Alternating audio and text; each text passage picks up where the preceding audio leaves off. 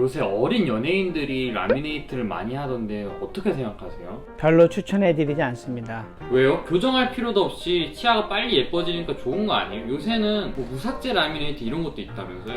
네, 물론 무삭제 라미네이트가 있어서 사람들 하여금 치아 삭제를 안 하고 할 수 있기 때문에 사람들이 혹할 수 있는데, 사실 무삭제 라미네이트를 할 수 있는 경우는 열에 한두 케이스밖에 안 되고 나머지는 결국 이를 삭제해야 되기 때문에 제가 추천하지 않습니다. 그러면 라미네이트를 해도 괜찮은 경우는 어떤 경우가 있을까요? 무삭제 라미네이트가 가능하면 추천하고요. 그리고 치아하고 치아 사이가 공간이 많이 떠 있는 경우는 결국은 또 삭제를 거의 안 하고 할 수 있기 때문에 또 추천하고요. 부득이하게 진짜로 라미네이트를 하고 이를 예쁘게 하고 싶다, 그런 경우에 이제 치아가 자체가 좀 크신 분들은 치아를 삭제를 해도 치아 안에 있는 어떤 치수하고는 거리가 아직 멀기 때문에 치아가 큰 경우, 그런 경우는 라미네이트 할 수 있다고 생각합니다. 그럼 라미네이트를 하면 안 되는 사람들은 또 어떤 유형이 있을까요? 치아가 작으신 분, 그리고 치아가 너무 고르지 않아서 치아 삭제를 많이 해야 되는 경우에는 권하지 않습니다.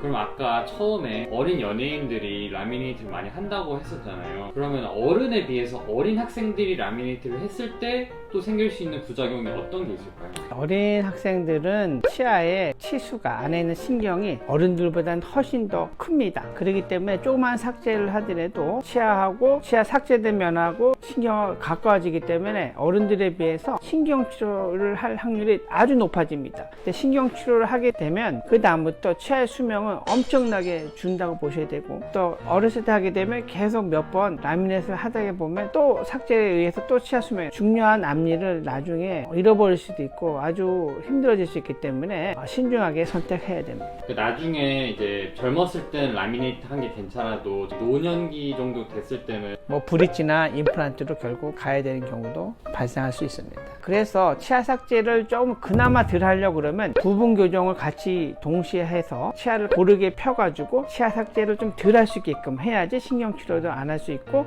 라미네이트도 예쁘게 나올 수 있기 때문에 라미네이트 하시는 분들은 부분 교정도 같이 가는 것을 고려해 봐야 됩니다.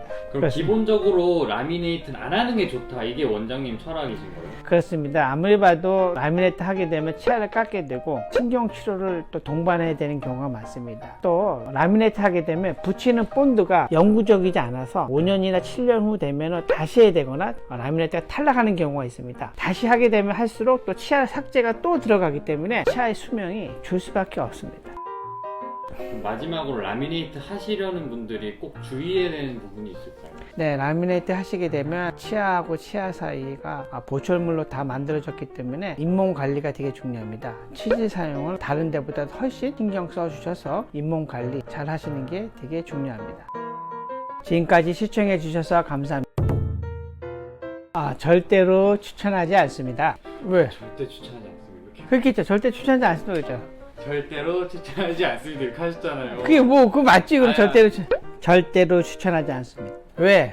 원래 같으면 어떻게 말씀하시죠? 그게 절대로 추천하지 않습니다. 그거 어떻게? 절대로 추천하지 않습니다. 손이 절레절레 안 하고 그냥 이 얘기야. 그냥 손이- 손 흔드는 게 더 오히려 이상하다. 그러니까 하지 말고 그냥 처음부터 그냥 진짜 그냥 대본 없이 하는 거예요. 그래 해보자.